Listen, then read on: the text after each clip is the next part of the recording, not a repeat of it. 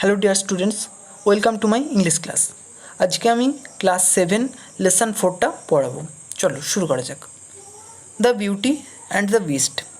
Beauty মানে সৌন্দর্য এবং বিস্ট মানে জন্তু। দ্য বিউটি সৌন্দর্য অ্যান্ড এবং দ্য বিস্ট জন্তু। সৌন্দর্য এবং জন্তু।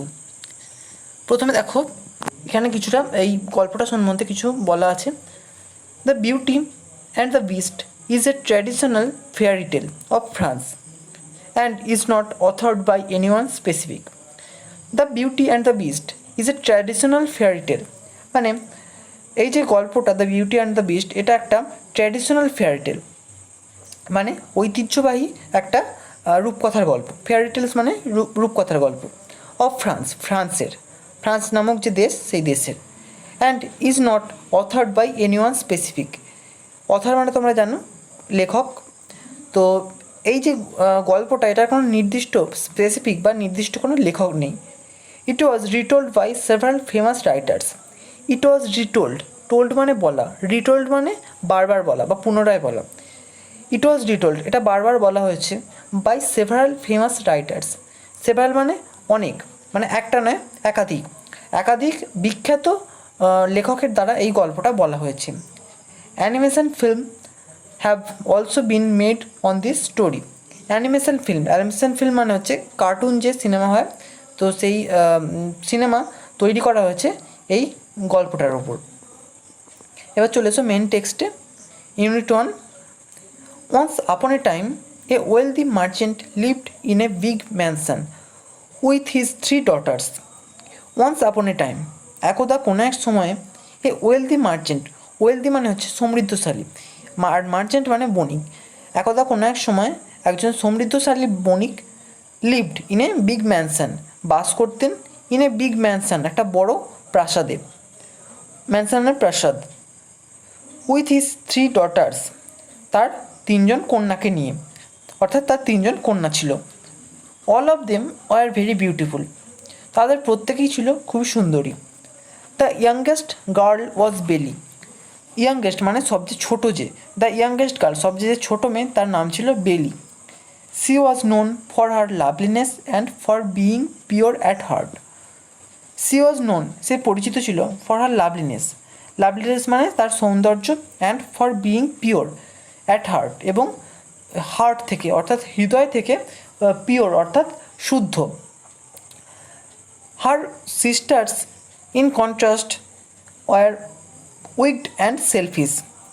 হার সিস্টার্স, তার বোনেরা, ইন কন্ট্রাস্ট মানে উল্টো দিকে বা বৈপরীত্যে, ওয়ার উইকড অ্যান্ড সেলফিশ, তারা খুব উইকড মানে বিদ্বেষপরায়ণ ছিল, অ্যান্ড সেলফিশ মানে স্বার্থপর। তার বোনেরা তার বিপরীত দিকে খুবই, সে যেমন হৃদয় থেকে খুবই স্বচ্ছ একজন ভালো মানুষ, কিন্তু তার বোনেরা তার বিপরীত দিকে ছিল খুবই স্বার্থপর এবং বিদ্বেষপরায়ণ।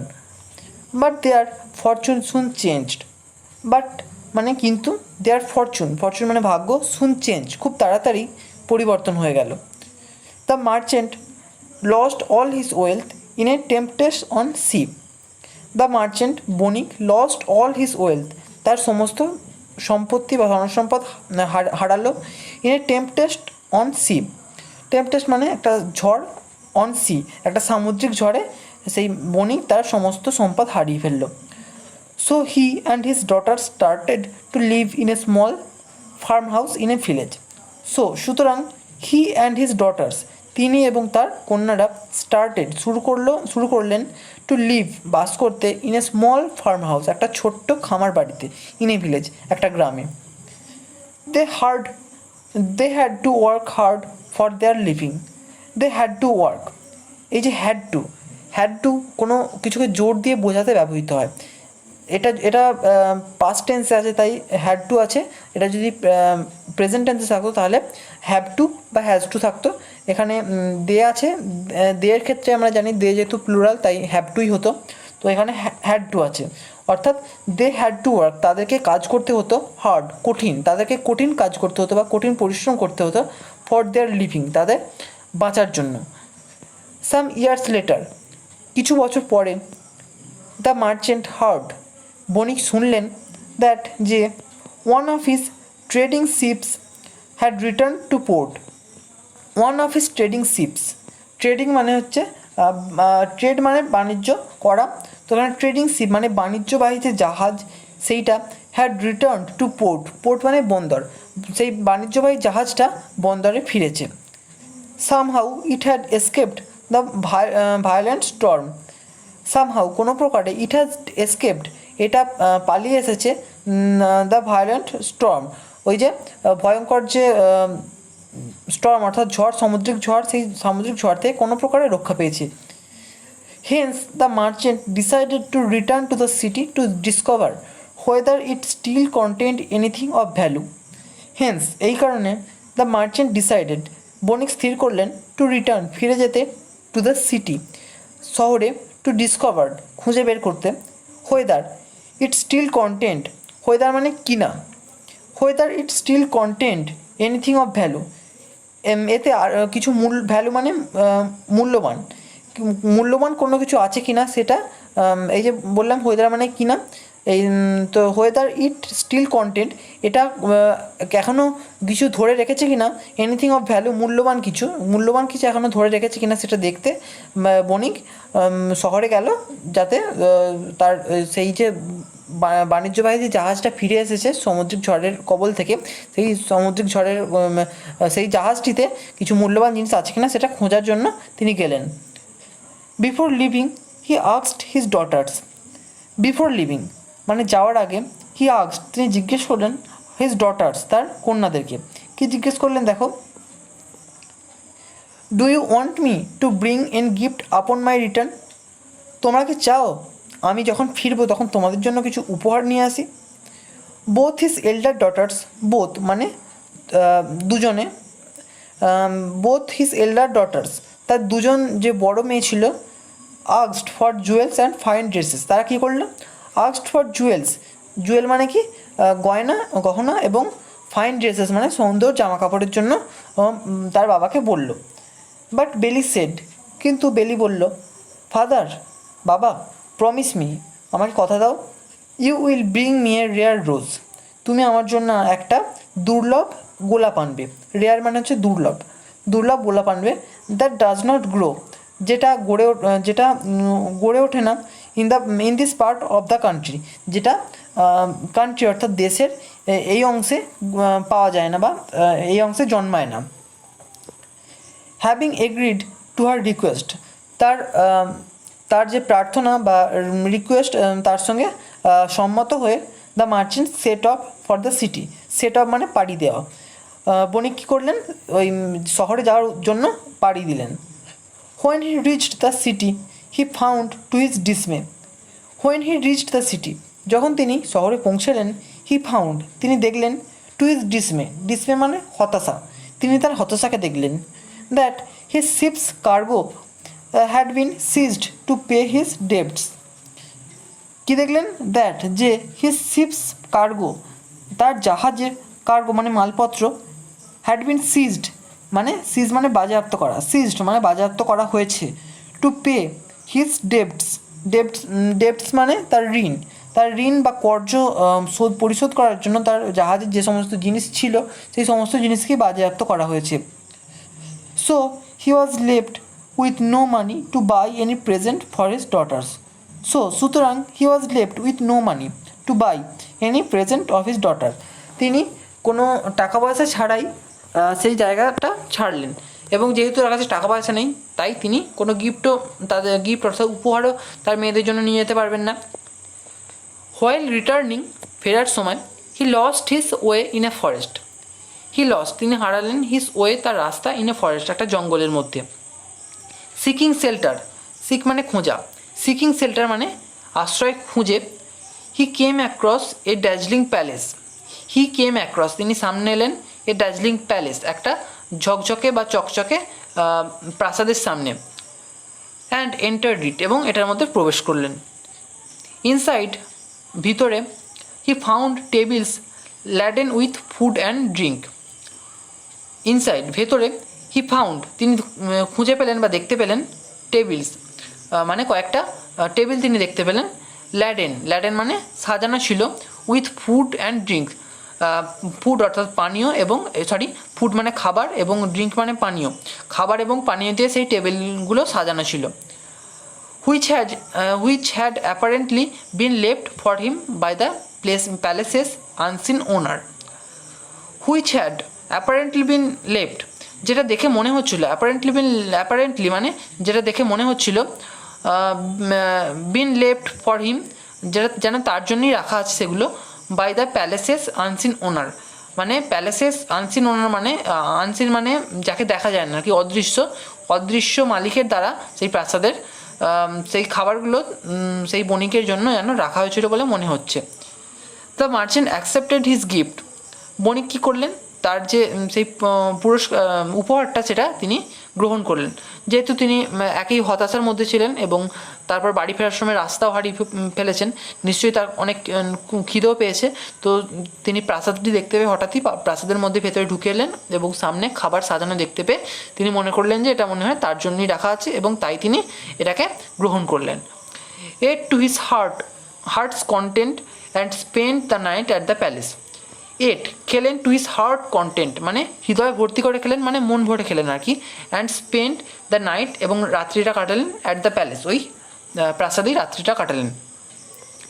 দ্য নেক্সট মর্নিং, পরের দিন সকালে, as the merchant was about to leave, পরের দিন সকালে যখন, অ্যাজ মানে যখন, the merchant was about to মানে হচ্ছে উদ্যত হওয়া, কোনো কিছু করতে উদ্যত হওয়া।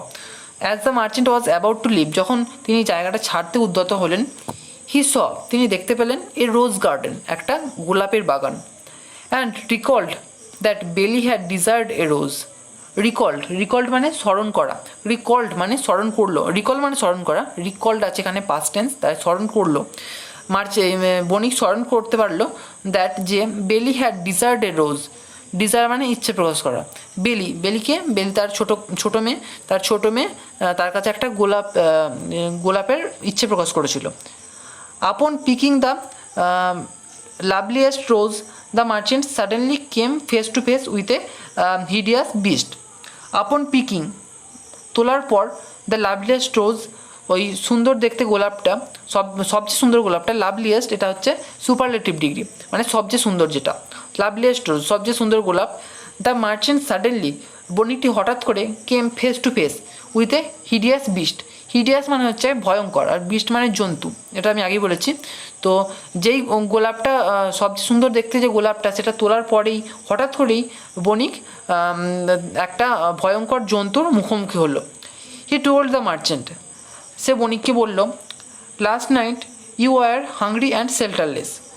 লাস্ট নাইট গতকাল রাত্রে, you are hungry and shelterless তুমি ক্ষুধার্ত ছিলে, হাংরি মানে ক্ষুধার্ত, অ্যান্ড শেল্টারলেস মানে আশ্রয়হীন, তুমি ক্ষুধার্ত এবং আশ্রয়হীন ছিলে।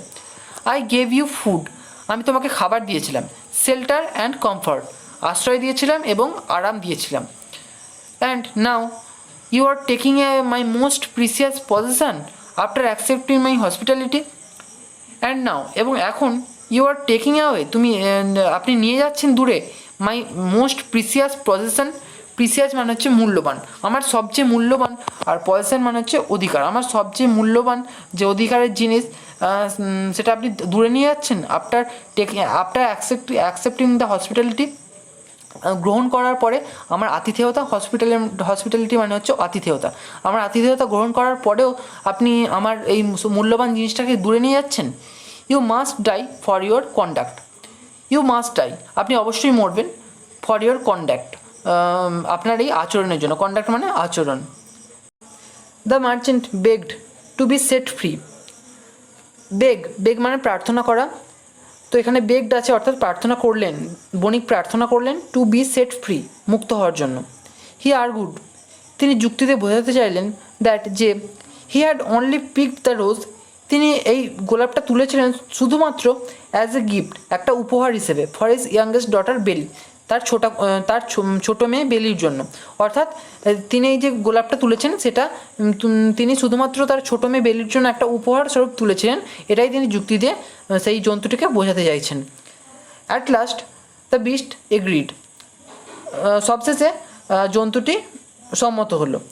Fine, you can take the rose for Belle, ঠিক আছে তুমি এই গোলাপটা বেলির জন্য নিয়ে যেতে পারো, but you will have to return to the castle or else your daughter shall come to stay with me in this castle. Fine, you can take the rose for Belly. ঠিক আছে, তুমি এই গোলাপটা তোমার কন্যা বেলির জন্য নিয়ে যেতে পারো, বাট কিন্তু you will have to return, তোমাকে ফিরে আসতে হবে। একটু আগে তোমাদেরকে দেখালাম যে হ্যাভ টু এর ব্যবহার কোনো কিছুকে জোর দিয়ে বোঝাতে ব্যবহৃত হয়, তো এখানে দেখো বলছে you will have to return, তোমাকে ফিরে আসতে হবে। এখানে উইল হ্যাভ টু অর্থাৎ এটা ফিউচার টেন্স, যেহেতু উইল আছে তো উইল হ্যাভ টু রিটার্ন, তোমাকে ফিরে আসতে হবে টু দ্য ক্যাসেল, ক্যাসেল মানে দুর্গ, এই দুর্গে ফিরে আসতে হবে। অর এলস অথবা your daughter shall come to stay with me, অথবা তোমার কন্যা এখানে আসবে আমার সাথে থাকার জন্য ইন দিস ক্যাসেল, এই দুর্গে। দ্য মার্চেন্ট ওয়াজ আপসেট, বণিক খুব হতাশ হয়ে গেলেন, বাট অ্যাকসেপ্টেড দিস কন্ডিশন, কিন্তু এই শর্তটা তিনি মেনে নিলেন। The beast sent him on his way, জন্তুটি কী করলো, তাকে তার রাস্তায় পাঠিয়ে দিল। With jewels and fine clothes, সাথে কী দিলেন, জুয়েলস মানে গহনা, অ্যান্ড ফাইন ড্রেসেস এবং সুন্দর সুন্দর জামা কাপড়, ফর হিজ ডটার্স তার কন্যাদের জন্য। And stressed that Belle must come to the castle of her own accord. And stressed এবং আবার জোর দিয়ে বললেন দ্যাট যে বেলি মাস্ট কাম, বেলি অবশ্যই আসবে টু দিস ক্যাসেল, এই দুর্গে, of her own accord, accord মানে ইচ্ছা, তার নিজের ইচ্ছাতেই সে আসবে। The merchant upon arriving home, বণিক আপন অ্যারাইভিং হোম মানে বাড়ি পৌঁছে, tried to hide the secret from Belle, tried চেষ্টা করলেন, টু হাইড দ্য সিক্রেট এই গোপন কথাটা আড়াল করতে চেষ্টা করলেন বা লুকোতে চেষ্টা করলেন, ফ্রম বেলি বেলির কাছ থেকে। But she pried it from him and willingly went to the beast's castle, but he pried it, কিন্তু সে এটা জেনে ফেললো, ফ্রম হিম তার কাছ থেকে, অ্যান্ড উইলিংলি, উইলিংলি মানে উৎসাহ সহকারে বা উৎসাহের সঙ্গে, went to the beast's castle এবং ওই জন্তুর যে দুর্গ সেখানে বেলি যেতে চাইল, গেল। The beast received her graciously and told her, beast জন্তুটি কী করলো, রিসিভড হার গ্রেসিয়াসলি তাকে সাদরে গ্রহণ করলো বা সাদরে আমন্ত্রণ জানালো, অ্যান্ড টোল্ড হার এবং তাকে বলল, you are the mistress of the castle, আপনি এই দুর্গের কর্ত্রী, and I am your servant এবং আমি আপনার ভৃত্য। এখানেই আমাদের ইউনিট 1-এর যে বেঙ্গলি মিনিং সেটা শেষ হচ্ছে। আগামী ভিডিওতে আমরা এর অ্যাক্টিভিটিগুলো সলভ করব। তো ভিডিওটি শেষ করার আগে বলবো তোমরা একটা কমেন্ট করে আমাকে জানিয়ে দিও কি ভিডিওটা তোমাদের কেমন লাগলো। যদি ভালো লাগে থাকে একটা লাইক করো, বন্ধুদের মধ্যে শেয়ার করো এবং চ্যানেলটাকে সাবস্ক্রাইব করে রাখো। Thank you.